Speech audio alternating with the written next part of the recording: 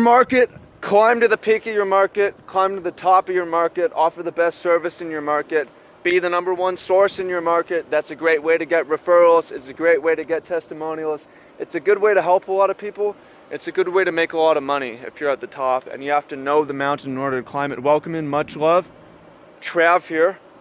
How to internet better. Okay, so a lot of people make the mistake of really entering into their market before they know all about it, before they know how much money is swirling in it, before they know where the money's coming from, where it's going, how people are spending it, what the average person, how much money they have to spend is, what the average person's hopes and dreams are, why they're buying the products in the market, and what the motivation is for, what the actual real root need is, and so on, how big the market is, how many people are in the market, how many people are in your niche, what the other competitors are doing, and so on.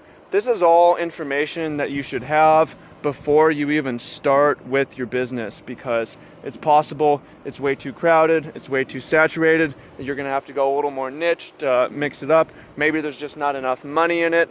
I mean, for example, like I spent too much time in the dunk market, like basketball training program market.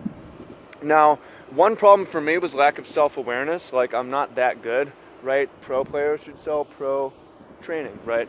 So that's why I moved into Magic. But also, like, there's a lot of money in basketball, but once I looked at what the competitors are doing, and also once I looked at what the market was, it was basically a bunch of kids who didn't have money. Once someone got money, the basketball dream was done. So it's just a really fucking tough market that I extricated myself from. On the other hand, if I know that the market for Magic the Gathering is there's 250 million a year from Wizards, there's a billion swirling around, there's 20 million players, got people coming around here, there's 20 million players, the average person has like $200 or $400 to spend in a month, or there's a lot of people who have that.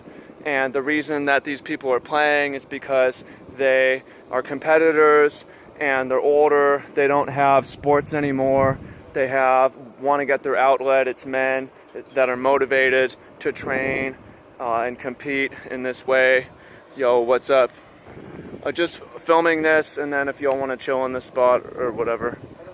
Yeah, okay, thank you guys. But there's not really a view over here, so if you want to come back around, I'll be gone in like 10 minutes. Yeah. Right.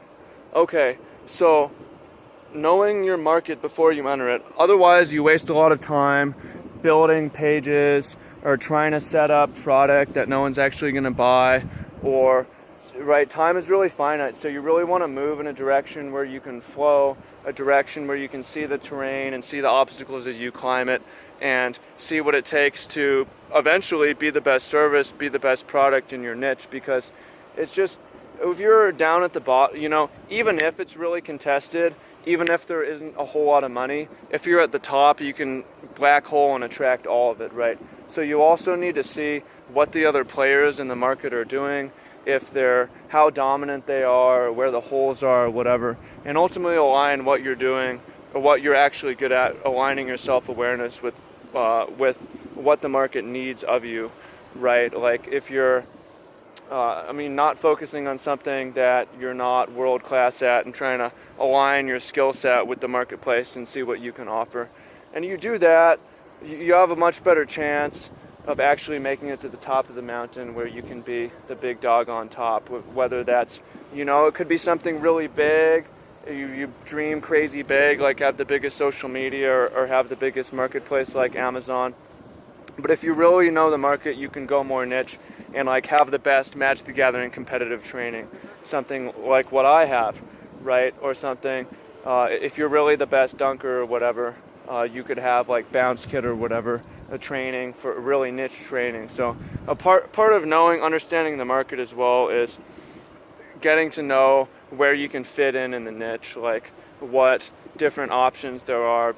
It's often better as you see how broad it is to go narrower and narrow it in, because the more general it is, the more competition, the more bland your stuff is, the more like really unique and tailored to a specific individual. Even if that market ends up being smaller, the greater your chance of actually dominating the market and controlling it and owning it, making people react to you.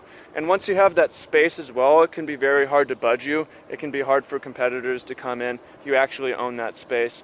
In the same way, when you're climbing up the mountain and you see if there's competitors who are really pretty much the best, like, you probably can't displace them. You probably don't want to compete with them. You should probably differentiate yourself from them in a certain way. So that's a lot to think about. Hope you find that useful. Leave a comment what you all think about that. Would appreciate that. Or if you have questions about your market, you can share what it is that you're doing.